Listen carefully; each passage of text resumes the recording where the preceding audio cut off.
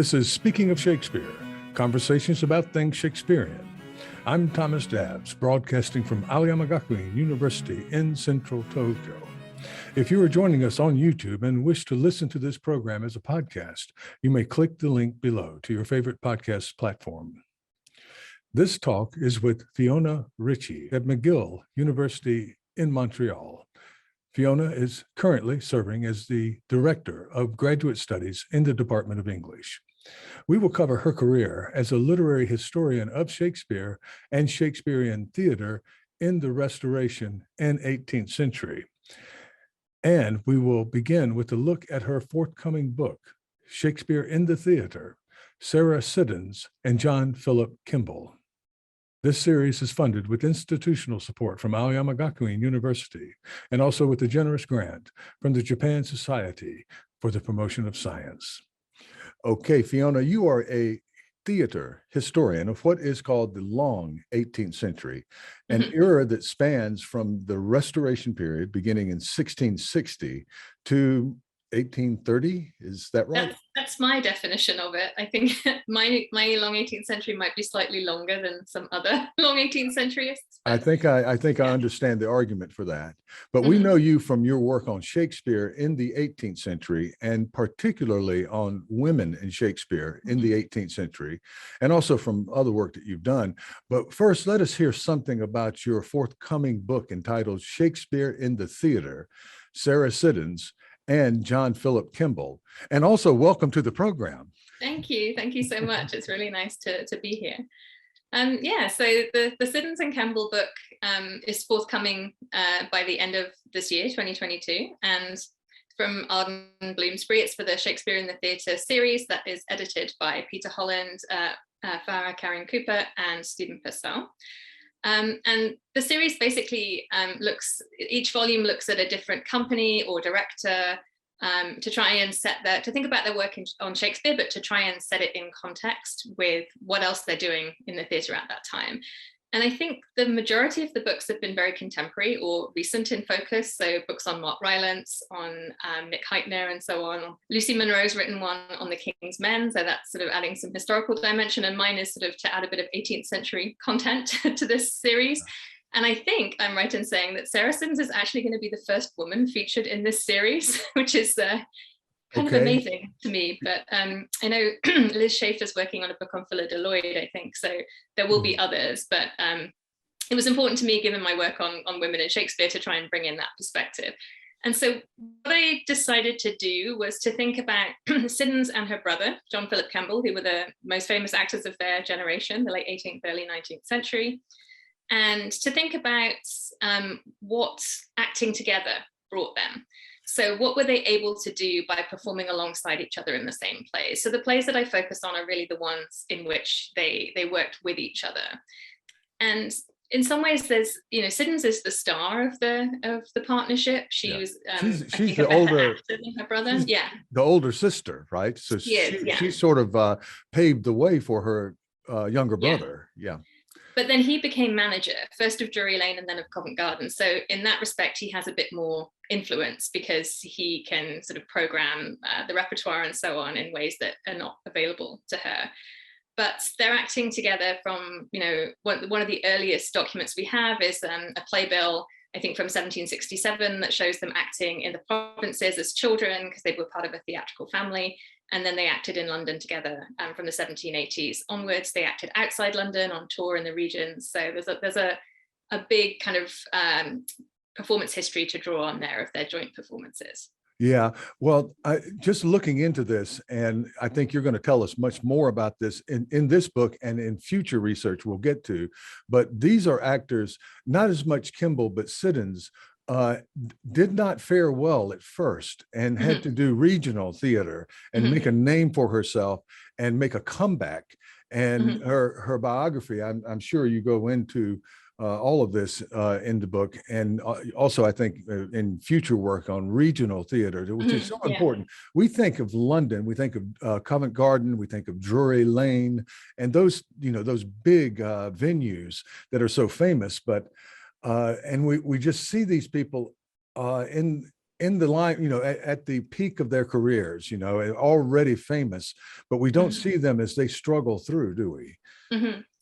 Yeah, and these two were born into a theatrical family too. So this is like how they how they grew up. They were on stage with their father's company. Their father was an actor and a manager. Their mother was from a very long line of theatrical professionals. So all of her family were actors, and they were said to get their talent from their mother. They're on stage as kind of pre-teens in this performance, and then start acting fairly regularly for their father, and then leave their father's company and sort of start to make their names on their own. Like their parents did not want them to go into the theatre. Their father really did not approve of this. And Siddons at one point was sent off to be a lady's maid, and Kemble was sent to be a Catholic priest. So he was sent to Douai in France to learn the priesthood, and then they both escaped from that and went back to the theatre in the end. And Siddons married a fellow actor in the company, William Siddons. So there was really kind of no escaping it. And they had a lot of brothers and sisters also. Their brother Charles Kemble became a very famous actor and manager. He managed Covent Garden after John Philip Kemble. Stephen Kemble was a regional theatre manager. It's a sort of long lineage that they are in the middle of, really. Yeah, well, for some of our student listeners, basically we have a tradition in Shakespeare during Shakespeare's time when women did not play on the stage. The female roles were played by boys. Typically, there's some exceptions, but almost all the time played by boys. And then the theaters were shut down almost completely. And in 1660, when in the restoration of Charles, the theater came back. And at that time, I think is when women, and Charles, I think, was part of this, bringing women in onto the stage, really is for the first time for an enduring period in a major public stage. And so Sarah Siddons comes on is sort of almost a century afterwards, that there's already a tradition of women on the stage, and also women on Grub Street. There's some writers, aren't there? Who were right there. Playwrights. I mean, beginning with Aphra Behn in the Restoration, and then a number of women working in Siddons's era, Hannah Cowley, Elizabeth Lynchbold, and people like that. Yeah. Yeah. So she's following this tradition, but things were not easy for women, even when she was coming along, right? Right. Yeah. So I was going to tell you about the unsuccessful debut that you mentioned. Yeah. So she was recruited by David Garrick, who was the manager of Drury Lane from 1747 to 1776. In 1775, he sent his friend Henry Bate to scout Siddons out in Cheltenham. And Henry Bate wrote a letter which was very condescending about the performance space that Siddons was appearing in. He said it was a barn, and that it was, she was acting under every disadvantage, and yet she shone. She was wonderful. So they recruited her to act at Drury Lane. She took on Portia in The Merchant of Venice, and is said to have completely failed. So she was at Drury Lane for a single season then, and then sort of disappeared back to the provinces and didn't go back to London until 1782. So there was a little interval there where she was back in the provinces, honing her craft a little bit. Yeah, and the provinces, there's some major venues through, and is there a circuit of sorts where you get onto a circuit and go from town to town? Is that how it works? Yeah, there were various different circuits actually. So the one that Roger Kemble, her father, and John Philip Kemble's father ran was in the Midlands. So it was around sort of Worcester, Wolverhampton, Coventry, Warwick. So that's where they acted fairly early on. She also acted with the company at Liverpool and Manchester. So those two cities being reasonably close together, they were joined, as were the theatres in Bristol and Bath. So there would be some back and forth. The company would sort of act 2 nights at Bristol, 2 nights at Bath, and the same in Liverpool and Manchester. And she also acted with Tate Wilkinson, who's probably the most famous provincial manager of the period, who had this circuit in York that accompanied, that contained York, Leeds, Weatherfield, and places like that. Yeah. Well, please correct me if I'm wrong, but when I envision the 18th century theater audience and the types of people who would have come out, I'm seeing probably fairly well-to-do people, but a lot of people, and not that prohibitive. It may not have been quite the scene that we get later in the Victorian period, but that you could call it truly a public, popular type of theater. Yeah. And that this is Shakespeare before Shakespeare gets into the classroom, gets any of the what are investments that have been given to him by academe. This is a wildly popular playwright that's being revived along with some other extraordinarily talented writers who are working in that time. But Shakespeare helps drive that engine. Is that correct? Yeah, I think when the theatres reopen in 1660, they've been closed for 18 years because of the Civil War and the interregnum. And the managers sort of are allowed to open up again, but there are no plays. Right? Nobody's been writing plays for the professional theatre, so it makes sense that they would go back to the previous repertory. And it actually, we have very limited data on what was actually performed in the 1660s. But we know that they did go back to a lot of the early modern dramatists. Beaumont and Fletcher were extremely popular. There were others that were being performed. But sort of a bit later on, Shakespeare is the one that really takes hold. Yeah. And part of the reason for that is that Shakespeare's work is really seen as incredibly malleable.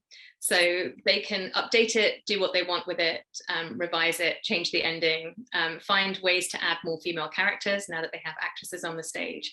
Yeah. So the 18th century kind of popularizes Shakespeare, but are very different to Shakespeare to the one that we know now. Yeah, make sure that the ending of Lear, which has never settled well with me, that something good happens in that play. I mean, you're asking people to sit there, spend time, and nothing good happens. So they just decide to, Nathan Tate's Cordelia survives in that. Cordelia survives and gets to marry Edgar and reign over the kingdom, and Lear survives too. Okay. There's some survivors. Not a lot of death, but Gloucester still gets blinded, so we've still got that. And it's just too good on stage. Yeah. And it's also taking that happy ending is actually going back to the source that Shakespeare is working with anyway. So arguably Shakespeare is the one that's altering the ending of the way that the play ran originally and the way that the original legend went. And Nahum Tate is just putting it back the way it was. So yeah, sort of makes sense in a weird way. Yeah, and in some cases there was a feeling that they were repairing. They were taking this great raw material and refining it. I think Dryden may have felt that way in his writing it. And so they felt this freedom that maybe we don't feel as much now, that's it. So Tate, in his preface to his King Lear, says he describes the play as a heap of jewels, unstrung and unpolished, yet dazzling in their disorder.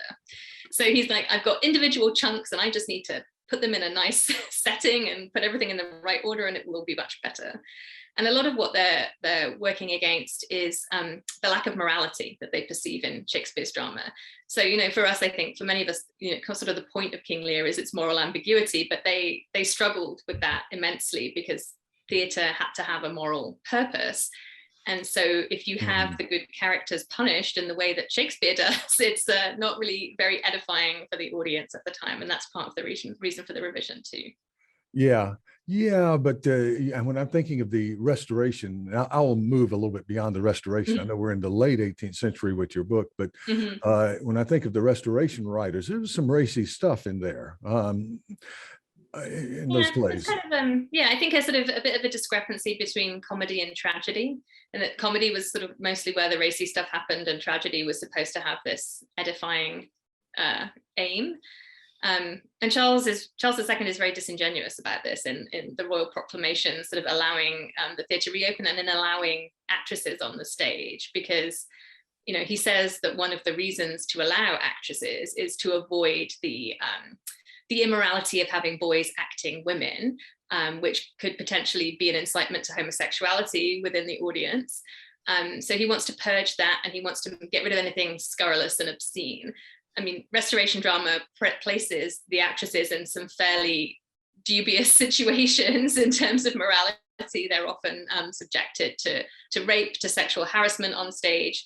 So I don't know how genuine Charles's desires were as they were expressed in that proclamation, but the women, the actresses, whatever they were acting in, they had a huge amount of agency that women performers hadn't had before. Yes, am I right in saying too that they may have hazarded offstage sexual advancements from the king himself?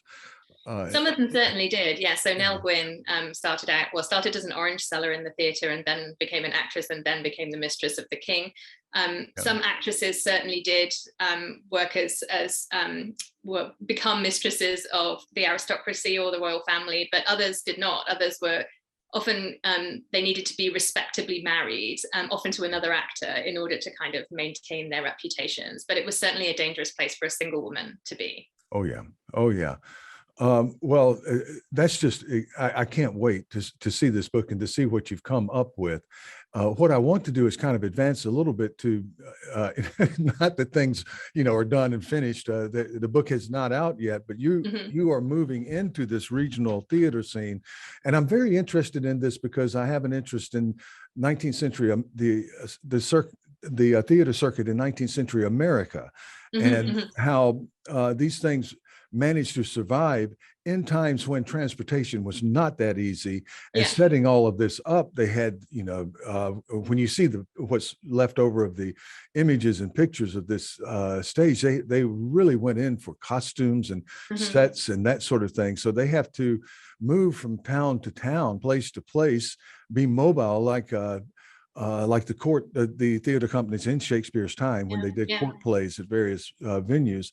And so are we going to be looking into that in your future research or when we see it? I mean, what I found is that there's a lot of, there are various types of regional theatre, actually. And actually, maybe before I talk about that, I'll just talk about, I think today I'm using the term regional and provincial somewhat interchangeably, but at some point I decided I wanted to stick with regional, mostly because provincial has such pejorative undertones, I think.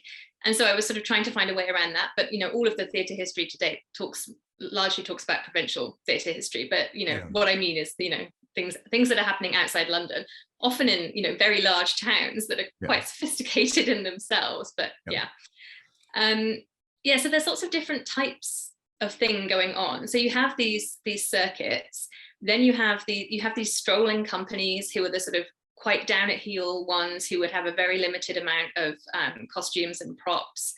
And that's the kind of company that is depicted in Hogarth's engraving, The Strolling Actresses Dressing in a Barn from 1737, where they didn't really have a lot, and they're sort of getting dressed in a barn to put on this performance somewhere pretty low key. There's a lot of sort of memoirs of actors sort of traipsing around the countryside. A lot later, Elizabeth Inchbald, who started out as a strolling player as well, she kept accounts of sort of how many shoe repairs she had to do. She got through a huge amount of shoe leather just because she was constantly walking. And then there's sort of more established things. So from 1768 onwards, we start to get theatres royal being set up in various cities around Britain. So in Bath, Bristol, York, these sort of slowly gain pace, and they often had a fixed company that would only act there. So they're not necessarily on a circuit. They might be, like the York Theatre Royal was on a circuit, but not all of them were. And so that is something that's much more approaching London in its level of sophistication, because it's much more fixed and they have a bigger budget for props and scenery and costume and so on. And they're not moving things around quite as much. Yeah, I have so many questions, but these performances, we think of Shakespearean performance in Shakespeare's period as being afternoon in the public theater, but I'm assuming that these performances were at night. And so what would let's go for a week at Bath, Bristol. What sorts of plays would people see? Would there be a play every night? Would the theaters be filled? That sort of thing. What sort of public response? Good question. We have quite good records for different periods of the Bath and Bristol theatre. So I think it was a fixed company that is working on a repertory system. So they have to be ready to perform a large number of plays at the drop of a hat. If it was a sort of new play or revival, they would do it for a few nights. 3 nights was considered a good run. 9 nights was considered very good. And so some really successful plays, especially new ones, had those long runs, but otherwise they were sort of bouncing back and forth between different things. I think at this point, most performers have one warp, as they called it. So they were either comic actors or tragic actors. And they don't tend to mix. And so if you're then interspersing comedy and tragedy, then that is a way for sort of giving some of the tragic stars a rest or the comic stars a rest, because you're not necessarily performing every night. There's also the system that arises in the 18th century of the kind of the multiple events on the playbill. So there's a main piece every night, which would likely be, you know, a 5-act tragedy or a large comedy. And then there's an afterpiece afterwards, which could be a farce or a short musical entertainment. And there is entr'acte dancing. So some kind of song and dance between most of the acts. There's a lot of different things going on. So these could be long evenings. Yes. Yes, matinees. Was there a tradition of matinees, afternoon? No, I don't think I think that came in the 19th century. So they're really sort of, I believe, starting around 6. There may have been some flexibility on that. They had to start relatively early because, you know, some of these evenings could be 4 or 5 more hours long because there's so many different parts to them. But also they had this concept of half-price tickets, so which, you know, people, including Garrick, tried to get rid of at various times and always failed. There was a riot when Garrick tried to abolish this. So you could come after the 3rd act of the main play, pay half price, and stay for the rest. And I mean, this is interesting for all sorts of reasons, but one of the reasons is that, you know, we see, oh, there are huge takings on this night when Hamlet was played. We assume that all those people came to see Hamlet, but we don't actually know. Maybe they came to see, you know, whatever spectacular afterpiece or pantomime was following Hamlet. So, you know, it's hard to separate out what was actually drawing the crowds and whether it was Shakespeare or whether it was something else. Well, it could easily have been Siddons drawing the crowd, because I know she was famous for her Lady Macbeth. And so very similar to a movie star now. Some people go to the movie because it's an action film or something, or because they want to see their favorite actor or one of their favorite actors act. But these would be, I think, huge. The big name actors would be huge draws. What are we talking about? Venues in the regions there that are comparable in size and let's say elegance. I'm not sure. You know, in architecture to the big what we would see as West End theaters in London. Would they be comparable? I think there's a lot of variation. So something like the Theatre Royal in Bristol, that was apparently modelled on Garrick's Drury Lane, and it was pretty nice inside. And then other places were much more ad hoc. And then, you know, there's still a lot of performance happening in inn-yards, barns, town halls, assembly rooms, much more impromptu, especially those companies that toured on circuits, so that they were not necessarily using purpose-built theatres. But the Theatres Royal, you know, they were smaller in scale, but the idea was that they were supposed to attract, you know, the great and the good of the town and be sort of elegant places for welcoming audience members. Would there be a kind of class structure like you would see in the London theaters, where you have the higher price boxes and then you have what, gallery and pit, that sort of thing? Would it be? Yeah, exactly. So they're all mostly those sort of purpose-built theatres follow that model of box, pit, and gallery. So the boxes are the most expensive seats, and then the pit is the area in front of the stage, which had benches, which was, you know, not, it was quite rowdy, or it could be quite rowdy, but not super cheap. And then the galleries tended to be higher up, and often servants would be up there. That's how it works, And we have to envision a theater, even though you're not dealing with people who are sitting quietly like we would. They are coming in and out. I think they felt free if they felt like they wanted to go get a pint or whatnot. You know, they could go out and do it anytime they wanted to, particularly with the freedom in the boxes. You know.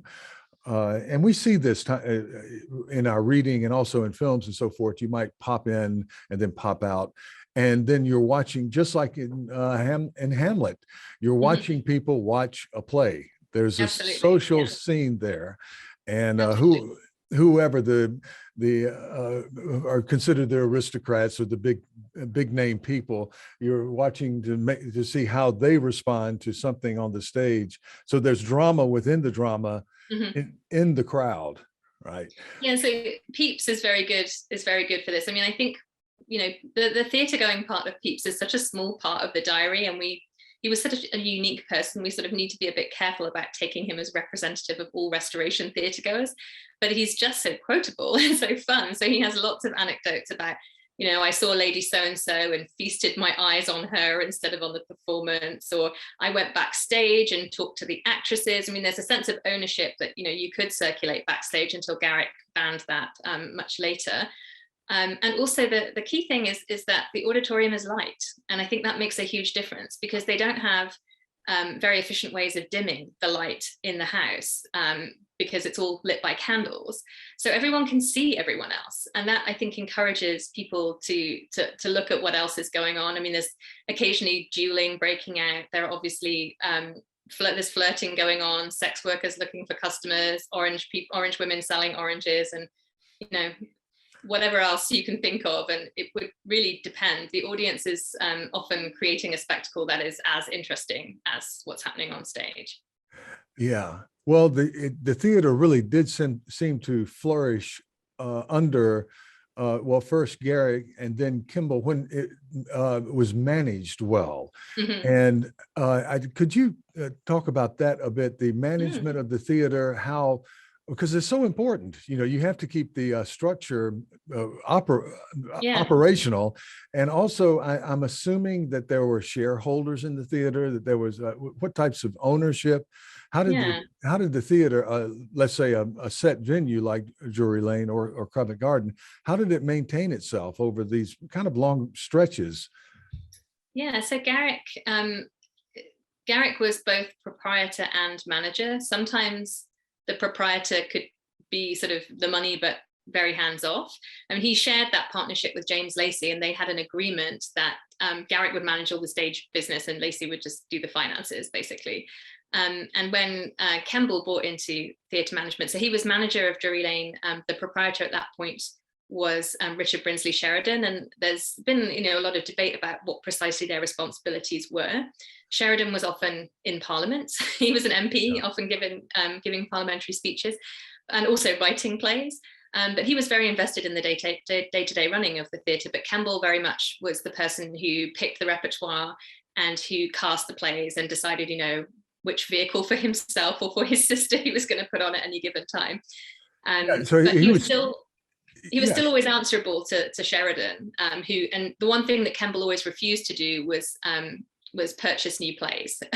he was like, I'm not really interested in the new stuff. I just want to stick with the greats. I want to do Shakespeare. And if Sheridan made him put on a new play, then he probably would, but otherwise he was not that into encouraging new writing.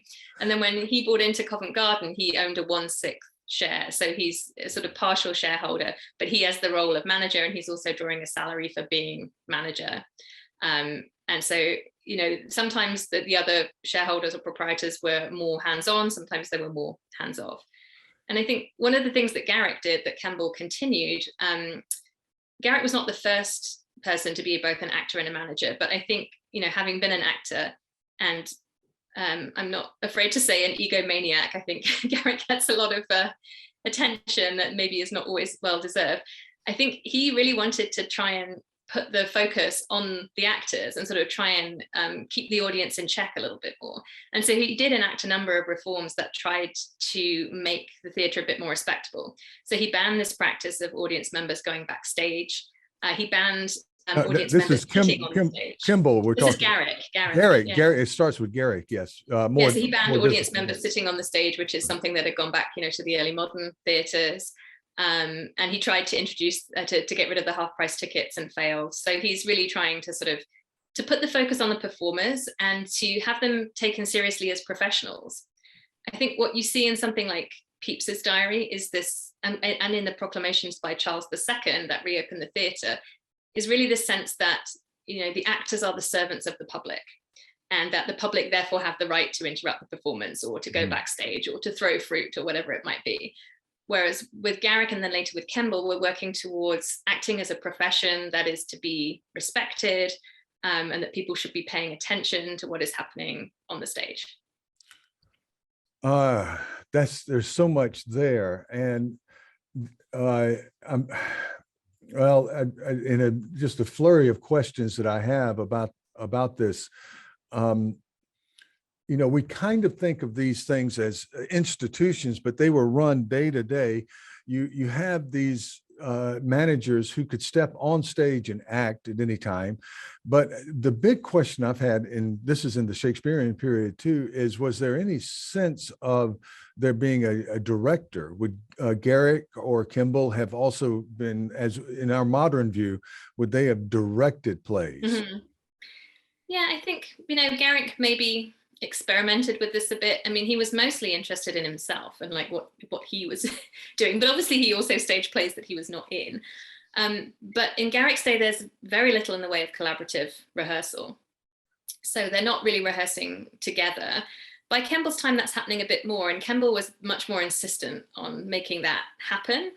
And I think one of the things I try to argue in the book is that Kemble is, in a sense, the first modern director in a way, in part because he really had a comprehensive vision of the entirety of the production that he was putting on. So he thought very carefully about the visual effects, the music, the lighting. He was really adept at using, tons of supernumeraries to fill the stage. And he has, his prompt books have these elaborate diagrams of the blocking and where, not so much the blocking, but where everyone is standing in the key scenes to really create a visual picture. So he's certainly moving towards that kind of level of direction that we see more in the 19th century and that we're more familiar with now. Okay, because I just see it as being potentially chaotic. You have some characters in the Shakespeare productions, but other plays there too. There's a fairly large cast, and I just wondered how you even begin. How are things blocked? If it's the instinct of an actor just comes, just learns to do things a certain way and be standing at a certain place at a certain time. Yeah, one of the things we do know is that, there were sort of accepted interpretations of roles and that you were expected to follow your predecessors' interpretations of those roles. So I think, my sense is that a lot of actors, yes, there is the scope for putting some individual touches there, but a lot of them, they had seen Macbeth acted by somebody else and then they recreate that, that is Macbeth. They recreate those movements and the blocking and the gestures and whatever. There's a sense of ownership in that often actors can't take on new roles until the previous owner of the role has retired. And so this was a problem actually for Kemble because Siddons, as you mentioned, was a very famous Lady Macbeth and had been acting it for a long time. But Kemble had to wait until some of the other actors, mostly William Smith, had retired in order to be able to take on the role of Macbeth opposite his sister. And then they became very famous acting that together. So there's that ownership. Another anecdote I can tell you about Macbeth is that when Siddons first started to act it, she wanted to put down the candle in the hand washing scene, which seems kind of obvious because if you're going to mime hand washing, you can't be holding a candle. But her predecessor, Hannah Pritchard, who I've written a lot about and who was an amazing actress in her own right, who played Lady Macbeth opposite Garrick's Macbeth, she never put the candle down. And Sheridan came into her dressing room and said, sort of, are you mad? You can't possibly do this. You're going to upset the whole theatre. And then, Siddons quite sort of triumphantly records that, actually it was very well received. And from that moment on, nobody ever held the candle again and sort of quite satisfied about it. But yes, there's definitely expectations that you will follow previous practice. Okay, so an actor in training, let's think of people we've maybe never heard of, or people, or Siddons, when she is gaining her experience, would be attending plays themselves, or somehow connected where they can watch an actor play a role and study it that way. Yeah. Siddons and Kemble growing up in the theatre, they would have been around performances all the time. They would have seen their father's company performing Macbeth, and they would, have those memories to work with, I think.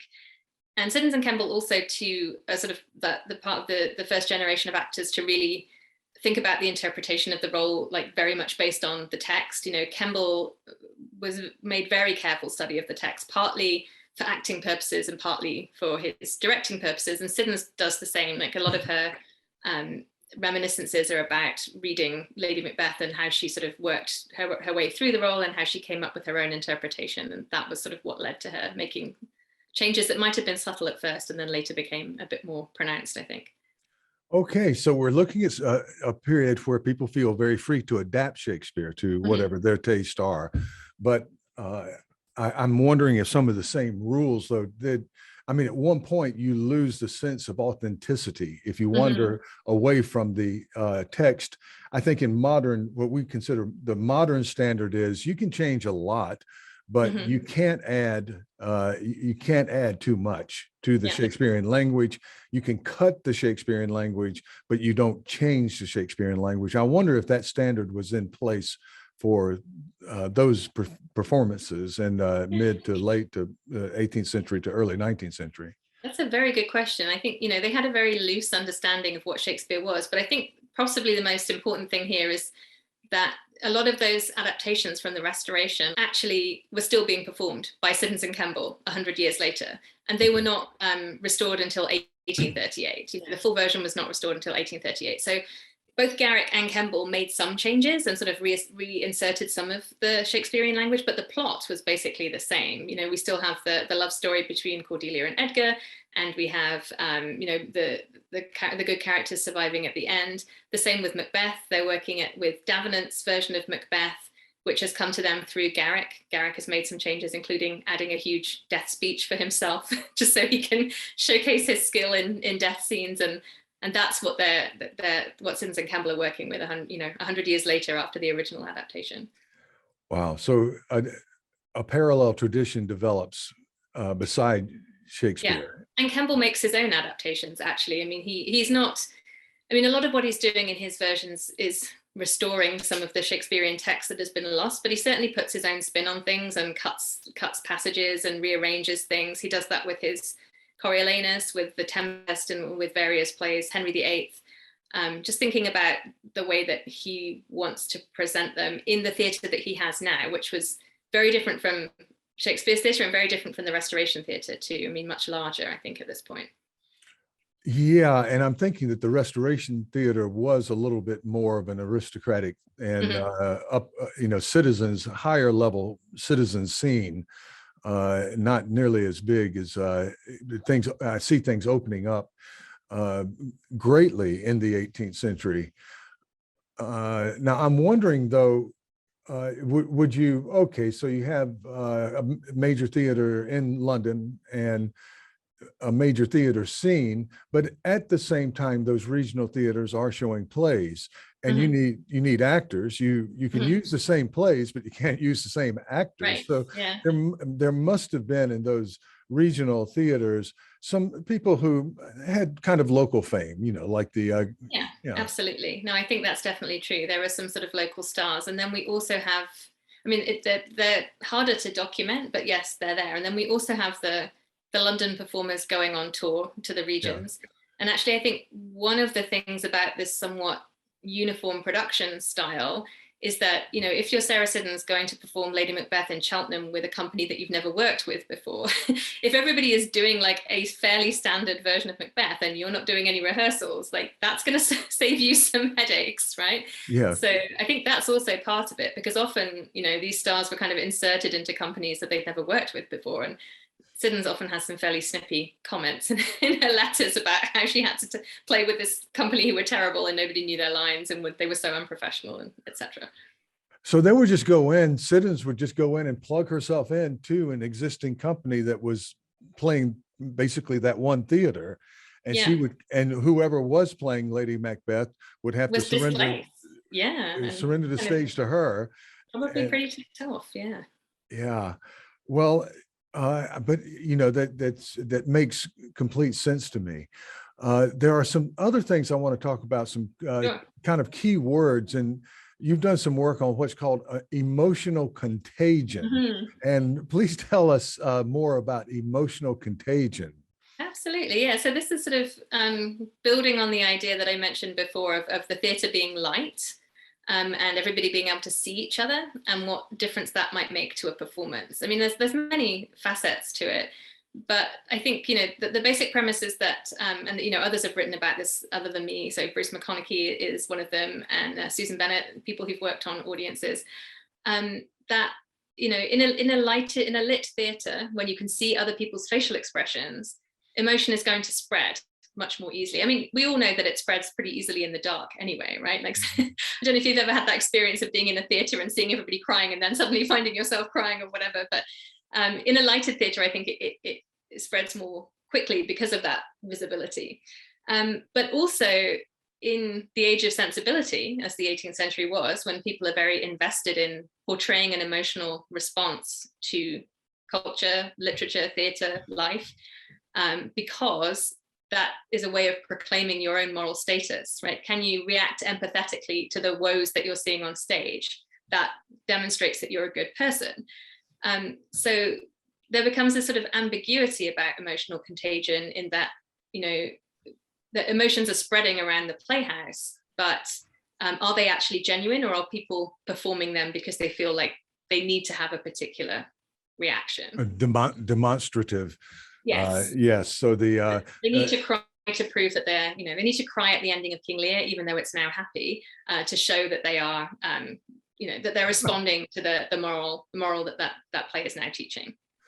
I think I was drawn to that particular key term, emotional contagion, because of and for any viewers who see this a year or two from now, we are on the tail end of a pandemic that included lockdowns, when we were isolated from all kinds of public activity, you know, whether it's going to the down to the restaurant or bar or pub, or even but one of the big things was theater. And I think almost all of us we were surprised at how that affected us, how much it affected us, and how much we took this for granted, being able to even go to a movie theater with people you've never seen before, but just going out and being with people in public. I was overwhelmed by that, and there was a kind of I don't know what the reverse term would be to emotional contagion. Yeah, I don't know. I mean, yeah. So one thing I wanted to mention is that, you know, obviously with the outdoor playing spaces in Shakespeare's time, this is a concept in Shakespeare's time, and also there is literal contagion, as we know, in the Shakespearean theatre, right, with periods of plague and so on. And this sometimes still happens in the Restoration theatre as well, that theatres get closed for disease outbreaks. So people like Darrell Chalk and Mary Floyd Wilson have written about the emotional contagion in the early modern theatre. So it's a continuation of that too. But I think there must be some really interesting work to be done on all of the screenings and the streamings that we watched during lockdown. So the NT Live Shakespeare's and Shakespeare's Globe and all of those things that we watched on our own or with one or two other people, and how that might have engendered a different emotional response. Yeah, it's something different. And even well, we're back face to face, and I will show clips in class. But for 2 years, I was putting the clips up on our Google Classroom or whatnot, and I had no idea what the response was from the students. And so we still have that available. So if a student, let's say, misses class, they can go see whatever we were watching that day, you know, whatever 20-minute clip I put up. And but to have students in the class and to watch it and to spend class time doing that, it's just amazing. It's a different thing. Yeah, absolutely. And I think, you know, my colleagues who teach film, I'm in a department that teaches literature, drama and theatre and cultural studies. And so my colleagues who teach film, I think, have noted obviously a real shift from having to have screenings of particular films that they were covering in their classes and then discuss them in class, to now having the students watch those films on their own and then come to class to discuss them. And I think, you know, that there's something different going on when you don't have the communal experience of watching together. It really is something different. And there's certain things that are sort of fun to watch, you know, I don't know, just at home, you know, with family or just by yourself. But I certainly did. I have, and I still have not been able to make it back out to the theater yet, but soon. And let's move on to some other things that you have worked on in the past. And I'm going through I want to make sure that we're talking. You are doing gender. You're doing feminist research. You're showing periods in. And I wanted to spend some more time, I think, on this and the way women in entertainment. We don't have any of this in Shakespeare's time, or very little, but in the Restoration 18th century, we're talking about King Charles. But as we move through the 18th century, women having to negotiate, to mediate, to build careers, to survive in this still extremely male-driven industry, which just like any other industry.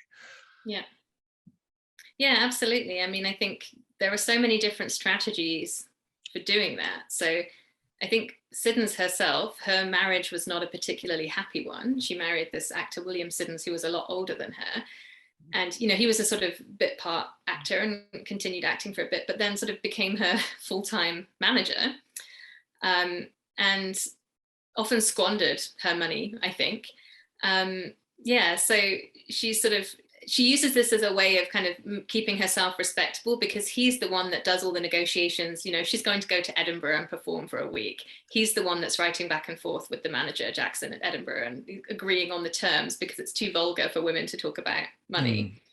But that could have a downside in that, he often apparently mismanaged her money and invested it in places that it maybe didn't belong.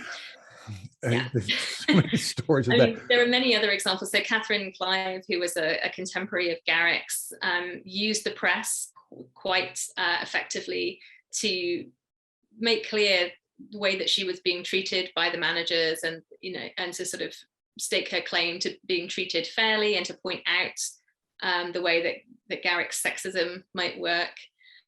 And it's come up a lot for me in terms of thinking about women theatre managers and why there aren't very many of them. I mean, they're not very many in London. There are actually a lot outside London. But part of this is about the fact that if you have money as a woman, it's controlled by your husband. And so if you're entering into a partnership with a male theatre manager to own part of the theatre, that male theatre manager is negotiating with your husband, who they may or may not approve of or get on with, or they may be concerned that he's going to run off with the money. So it's not really about you as a woman theatre manager. I think a lot of the women theatre managers were more independent and sort of unmarried or widowed or whatever. And this is something that Elizabeth Inchbald, who was not a manager, but she was an actress, and then later a playwright and also a critic. She wrote a lot of dramatic criticism. She was married to an actor very early on, and he was much older than her, and he died, and she chose never to remarry. So she had the respectability that being a widow gave her. She lost a little bit of the protection that being married might have given her, but she had, she was friends with Kemble. She had many friends in the industry, but she kept the freedom. She kept the freedom then to be able to do what she wanted with her money and sort of channel her energies where she wanted to channel them. Yeah, I'm wondering if women on stage in particular, that they had some freedoms to do things that they would not have in the normal world, and that wasn't in a way contagious, that women who went to see the plays would go, oh, so a woman can be like this, right? Absolutely. Yeah. I mean, setting a fashion of sorts, or opening up the boundaries of what how you can express yourself in real life. Yeah. I mean, there were actresses who were literal trendsetters too. I mean, Frances Abington, who was another actress under Garrick and then contemporary of Siddons, that, there's a fashion for what became known as the Abington cap. She, popularized this particular piece of headwear. So there's that kind of thing going on. But I think also, and I think scholars have argued that there is much more performance by women going on in the early modern theatre than we've previously been aware of. And that work is, I think, really valuable and important. So I just want to mention it. But I think seeing women on stage in the London public theatres on a routine, regular basis must have meant something to the women and the men in the audience. And we certainly have evidence that some of the male actors felt very threatened by the women, that they were more of a draw, that they were being sidelined. Well, that's right. If you have someone who's in one of what we would now consider the professions, whether or not it's being a scrivener or a lawyer of some type, or some sort of the men at work, right? They're not in competition with women in the workplace, but on the stage they are. Yes. Yeah. Yeah. Yeah, absolutely. And that sometimes I think sometimes the actresses were earning more. I mean, there's a lot of pay discrepancy, that women are underpaid, but by Siddons's time, she's certainly earning a lot, and is often the highest paid member of the company, despite whatever male actors might be in it. Yeah. Well, I'm also interested, and this is something I have not prepared for, but it's brought up a question in my mind. What happens? The industry, the acting industry, the film industry, whatever century that we're in, is particularly hard on women as they age, and roles that are powerful. Now, some of that has changed in recent time, and we do have these. We could reel off many names, but in the 18th century, Siddons had a very long career in a time when I think that perhaps the women who were actors were highly disposable, right? Because most of the roles are for younger, attractive women, and or boys originally, maybe, but yeah. I think one of the things with somebody of the magnitude of Siddons is that she just kept playing the roles. I mean, she never did sort of ingenue roles or the young female leads, really.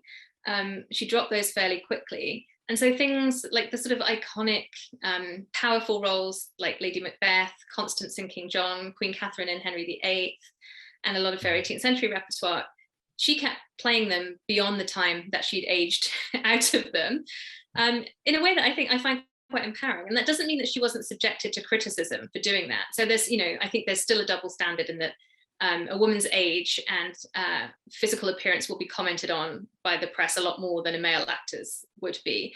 So towards the end of her career, there are people commenting on the fact that she's grown very fat and she needs an attendant to help her out of her chair if she sits on a throne and things like that. But she's still acting multiple times a week, and I think that's kind of interesting to me, that if you make your name in that particular line of roles early on, you don't necessarily need to change. There's actually a wonderful scholar named Nevena Martinovic, who's currently finishing a book project on aging women actresses in the 18th century and how they were considered. So that's going to, I think, add a lot of new light to that question. And one other thing I think I should mention about the women on the stage, which again is something someone else is working on. Chelsea Phillips has just published a wonderful book about actresses and pregnancy in the 18th century, which includes Siddons and Dorothy Jordan, another person I'm very, very interested in, both of whom had a lot of children and a lot of pregnancies. So how does that impact their physical abilities to perform at any given time, their repertoire? I mean, it's a really fascinating question. Yeah, well, yeah, of course, people, I would thank you for bringing that to my attention, to our attention. Not at all, yeah. It's something that's interested me in Hamlet, how Hamlet is in famous film productions, 20th century film productions, is played typically by about a 40-year-old man, whether it's Olivier or Branagh or Mel Gibson, if we think of the famous film productions. And he's still in school. He could be a graduate student, but he's getting on a bit to be a grad student in Wittenberg. But people read a lot into that line about him being fat and scant of breath, I think. I mean, it doesn't necessarily mean that he's old, but somehow it's always translated that way. And maybe this brings us to Siddons's Hamlet too. I mean, I can talk a bit about that if you'd like me to. Yes, that's right. Also acted that. Yeah, I have a note here to do just that, because she is famous also for playing Hamlet. Yes, yeah. I mean, this is one of the points of connection I found between her and Kemble, when they didn't act together on stage, but they acted the same part separately at different times. So Siddons acted Hamlet before Kemble did, and he acted in the provinces before they went to London. He was her Laertes, so I think that's a nice way of showing their status at the time. So she acted it in various regional towns before she became a London star, and then she revived it and then did a couple of performances in Dublin. So the interesting thing about it is that she never did it on the London stage, possibly because because it was her brother's first London role, and so he very quickly became known as Hamlet. Maybe she didn't want to compete with him. Maybe she thought it was more risky doing that kind of cross-gender role in London compared to outside London. I mean, she was not an actress who was who was famous or popular in breeches parts, you know, the sort of the Shakespearean boy heroines and so on. Yeah, so there's just some very interesting layers to that I've been trying to unpick a little bit. Yeah, are there any other cross-gendered examples that you've run across of either way, male actors playing or younger actors playing women? I've not seen it. Yeah, she's exceptional, it seems to me. So actually, in the provinces, you often get women playing male roles, and this is something I'm wanting to dig deeper into. So we know that in various companies there's a sort of lead woman who often ends up playing a lot of the male roles, and often this is because the companies are smaller and they're doing Shakespeare plays and they don't have enough people, so they have to put some of the women into the male roles. But you would think that they would maybe put them in the sort of more minor roles, but in fact there's often women playing major Shakespeare male parts too. So there's examples of that, and there seems to have been a lot more flexibility on that, and on many things, I think, in the regions compared to in London. Yeah, it's just fascinating stuff, and it's so rich. If someone from my background is a little bit jealous, because you do get to research in an area that is more plentiful than sometimes we run out of steam in our research in the 16th century, in the Elizabethan period in particular, because records are lost or whatnot. Right. But I think even when you're in the 18th century, you're going, oh, if we just knew a little bit more, if this guy had just saved his a book of accounts, whoever the Henslow is in the 18th century, if we just had more, we would know so much more. We know too much in the 18th century in a way, but also what we know is very uneven. And I think this has been one of the really interesting aspects of doing this regional theatre research, which has been largely I've been going to different towns in the UK and going to regional archives, and that might be in the city library, or it might be in the public record office, the county record office. And what I find varies so wildly. So my example of this is that if you go to the Liverpool City Library and ask them, for all of the Liverpool Theatre Royal playbills for the 18th century, they'll bring you 3 bound volumes. And if you go to Manchester and ask for the same thing, they will bring you 33 bound volumes of playbills. Ooh. And it's to do with, Manchester Library has a very strong theatre collection. So it's to do with collecting practices. I think a lot of this regional stuff was not deemed to be important at various points. I've often come across, documents that were destroyed in enemy action in World War II and the archive was bombed. Things that, often I go there and there's something in the catalogue and they just can't find it because nobody's asked for it for years. So piecing together this history of regional theatre when the materials are so so varied, the extent of the material is so varied, has actually been a challenge, an interesting one, but it's definitely a challenge. And I can't even tell you how many thousands and thousands of photographs on my hard drive of documents, and just trying to make sense of it all is that's going to be some work. But I've missed the archive so much during the pandemic. I can't wait to get back and start digging a bit more.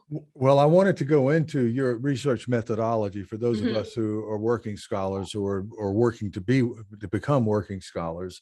What you have said is there's too much, and then there are gaps in the too much, which in both cases can be confounding. There's a pandemic that keeps you from being able to travel and use archives, and we're going to talk a little bit about your role as an administrator before we finish. But right now, as a researcher, so you do get access. There is a lot more now that you can get digital access to, and you get search capability, which is very helpful if the database is set up correctly. And but if you're going to regional theaters, you're not at the National Archives, you're not at the London Metropolitan Archives, you're not necessarily at the big libraries, you know, the Oxford, the Bodleian or whatnot. You're in towns, and it could It's be a very different kettle of fish. Absolutely. yeah. Uh, and I remember looking for some, I was, when I was in graduate school, we were looking for some letters that the poet Ezra Pound, I was just a friend of mine was interested in Ezra Pound. And Ezra Pound gave instructions to this guy named Thomas Carter, I think is his name, on how to set up a journal. And he set up a poetry journal. But anyway, we wanted to find those letters because it's a great, a well-known poet explaining to a younger fellow how to set up a poetry journal. We thought that would be an interesting little thing to publish. And we looked at, we went down kind of through Virginia and finally found these letters at a community college. And it's a two-year school library. And our American viewers will remember younger Andy of Mayberry, but that's what the librarian, he was this gentleman who looked like he just stepped off of his tractor and walked into, you know, his part-time job as a librarian. And we started asking about this, and he said, well, where are you fellows from? And we told him, so and he walked right back there, picked them up and handed it to us. He said, you can make, you can make copies of these. We'll allow it. But he really played dumb at first, but it was just a wonderful experience. I may have gone on too long about that, but you meet these people in these circumstances and these collections, and it just amazes me where things end up. Yeah, absolutely. It's I mean, there's a lot of regional theatre material in the big archives in the US, you know, the Folger Harvard Theatre Collection, the Huntington and so on. But, you know, that's all pretty well known, and I've been trying to turn up what else there might be. So yeah, the local record offices, it's a different kind of research, I think.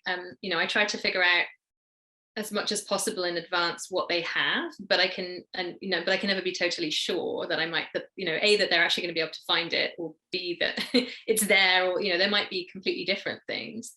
And the librarians and archivists are wonderful, but they are just overworked. I mean, you know, budget cuts under the current government, and it's really unsustainable. And most of what they are doing, actually, in my experience, is helping people researching their family history, which is great. Like, that's a service to the local community, but it leads, like, that is often their research expertise. So it leads to a very particular type of researching, which is actually often very useful to me. But I've been working with a lot of different kinds of documents that I've never interacted with before. So I find a lot of playbills in these archives, and there are a lot of those in the major libraries too. But also some kind of financial documents to do with, you know, shareholders and who owns what, and wills and so on. There are occasionally account books of managers, and property deeds and all kinds of different things like that. Yeah. So you do this type of archival research, and I wanted our audience to know that, and a deep archival research that is not, it's not stuff that has necessarily been digitized, not available remotely. And how do you find time in you're directing, you're in the graduate division at McGill, and you're directing that in your department, right? It currently is that right now? Yeah, I'm actually just finishing at the moment my 3-year term as director of graduate studies in the department. Yeah. And two of the 3 years being during an unprecedented time. Yeah, it's been interesting. I mean, I was actually supposed to do 2 years, and then I ended up staying for a third year because I thought I hadn't got anything done because of COVID, and then COVID didn't go anywhere. So yeah. But that has to keep you extremely busy, and that would in normal times would have been made it harder to get away, because most of what you're looking for is located somewhere in the UK. So I can tell you, I mean, I had to think about this very pragmatically, and actually, as relevant to this as the director of graduate studies and the pandemic is the fact that I'm a parent. So I have 2 kids who are 4, and the older one's going to turn 9 this weekend. So I got a grant from SSHRC, the Social Sciences and Humanities Research Council of Canada, who is our wonderful governmental body that funds humanities research. We are so lucky. Many years ago now for the regional theatre project, and I around the time my first son was born, and then I started doing the research, and I was able to do quite a lot of that on my first sabbatical. So I have a lot of material gathered. And then when I had my second child, I sort of thought, okay, well, I'm not really going to be able to travel while she's little. So at that point, I got invited to write the Siddons and Kemble book, and I actually put the regional theatre project on hold to write that one because I knew it would be a more expedient book to write, that it would go faster. There's a good amount of archival research in it, but there's less than for the regional theatre project. And so now that book is done, I'm at the point of picking up the regional theatre work again. But another thing that I've done actually is I've been lucky to work with some really incredible research assistants, and some of them have actually gone to UK archives for me and photographed things and brought back materials, and that's been a great way of doing it again with the funding that I had from Shirk. So I've been very lucky in that regard. Yeah. But that was also very hard for me to delegate. It took me a while to get to that point because I love nothing more than poking around in an archive. It's sad to send someone else.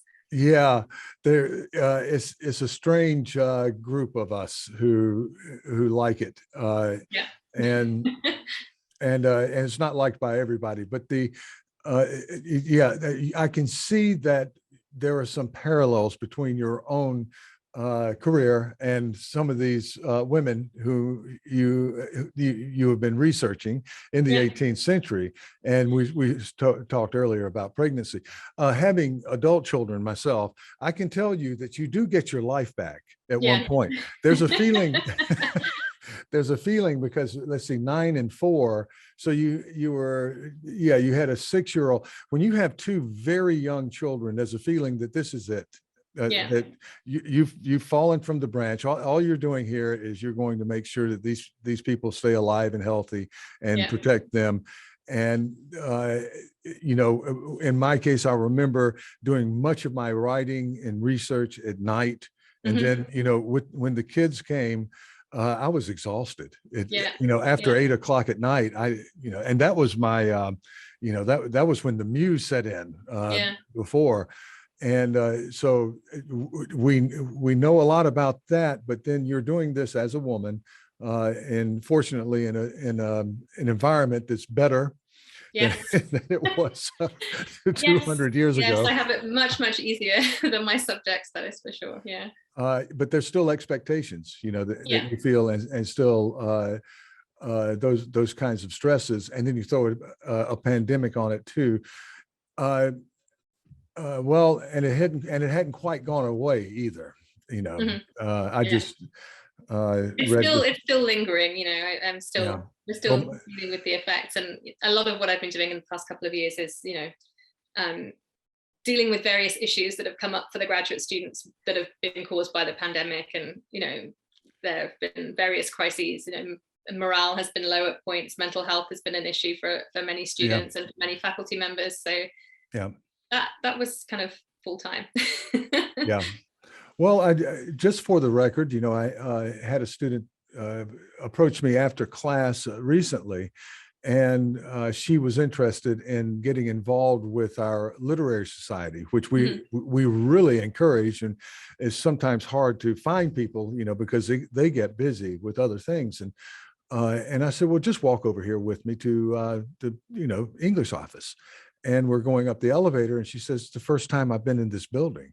I said, you're a third-year student. How is this the first time you've been in? And I realized, she's been, taking classes remotely. This is, and just that experience of going into the English office and meeting, our very wonderful staff there. And she was not permitted that, along with her colleagues, her friends, and those 2 particular years. And then we could go on and on talking about that, but you maintained your graduate program, so there we had a lot of deferrals during the first year that we were grappling with COVID. But I totally understand. I wrote some recommendations. I had for an extraordinarily bright guy who No, he's going to BC. He was trying to decide between McGill and BC. I know who you mean. Yeah, we were so hoping he would come. Oh, you saw that? Okay, I didn't know if you were in exactly what. I don't see all of them, but I mean, I'm always interested in students from Japan because I've spent time in Japan myself, and so it's always fascinating to me to see, you know, how they know about what we do, especially at McGill and so on. Yeah, well, it was a very tight choice, and it had to do with some very, very specific things that he wanted to do. Mhm. But I will tell you this, and everything I said about that student was absolutely honest and true. He was so fine, and it was a kind of heartbreaking because his last 2 years of college, he was basically in his room, Yeah, studying, and yeah. I isolated for from all of this. But the faculties he contacted, Canadian faculties, also at U of T, Toronto. The people there were just so friendly and forthcoming and helpful, and it just, I think people who are out of academia don't understand. They see us sometimes as looking down our nose or being detached from the reality or whatnot, but the people are just so good at these places that he was looking at. And that's good to know. Like we really do try. Like I think, you know, the personal connection is really important. We do try to sort of answer everyone's questions and, you know, let them make a decision about whether we're a good fit for them ultimately. Yeah, well, I've had two wonderful experiences on your fairly large campus. Let's face it. And I was asked to do a talk at a theology conference that was headed by Torrance Kirby. Oh yes, I know Torrance. And that was about 10 years ago. And oh, what a wonderful, wonderful experience. That's great. And I got to meet some great Canadian scholars and people from all over the world. I guess I was from all over the world. Yeah. But and then I went to a digital humanities conference a few years back. Okay, great. And so I feel like I know the turf. We're really working on desperately trying to expand the work that we're doing in DH at the moment. I have a new colleague, Richard So, in my department, who's really doing really interesting work and kind of really recruiting a lot of students to come join us too. Yeah. Well, it's there. I think it's kind of become more important after, of course, everybody had to start learning all of this new technology. But it's all of this stuff is stressful. Now, I'm going to a conference in England. Okay. So not far from now, and I'm going to put myself on an airplane and go. So, and if I get sick or whatever, well, that's, I'm thinking, well, I'm getting on basically a big aluminum can and flying across war zones or too close to war zones. We have to fly south going that way. And if I were going to the States, I'd have to go over this large ocean where things just get lost and never are found. So, it's just another one of the stresses of travel. Right. And I'm going to England at the end of July for the first time in 3 years. I mean, I haven't seen my family in such a long time. I have a nephew who's 2 that I've never met. It's like I just decided I can't wait anymore. Where are they? So I grew up in Bristol mostly, but my brother now lives in London, so I'll be mostly in London. Mostly in London. Well, won't that be nice to get back to London? I can't wait. That's just wonderful, and it's really just a kind of hopper flight for you, it's actually not that bad. My daughter can't remember going on a plane. My son, is older and he can remember it, but she's like, every day she's like, are we going on the plane today? She's so excited about it, and she's old enough really to enjoy it now. I think so. No, that'll be a wonderful thing. She'll remember these things, and my kids did. The cutoff there was around 3 or 4 years old, but certainly after four and after, they remember, and getting to unite again with your family. That's just wonderful. So you guys are coming to. I may be confusing you a little bit with the British system, but are you coming to the end of a term now? We are long done. Yeah, we have Oh, extremely that's right. It's short kind of and intense semesters. my Yeah, so my. we finished mid-April actually, and I mean, you know, the grad That's director right. stuff doesn't end. I mean, it No, calms down over the summer, so I've been working on that and you know, yeah. prepping to hand over to my colleague. But yeah, we finished teaching a while back now, and we're done until Labor Day, or just before Labor Day. We'll start back up again. Yeah, I'm a I'm a we get the complete. reward for the winter, which is a nice long summer. Yeah, well, no, my son graduated from Queens Hmm. over in Kingston, and Hmm. I remember, paying his tuition and so forth, and he's out of school.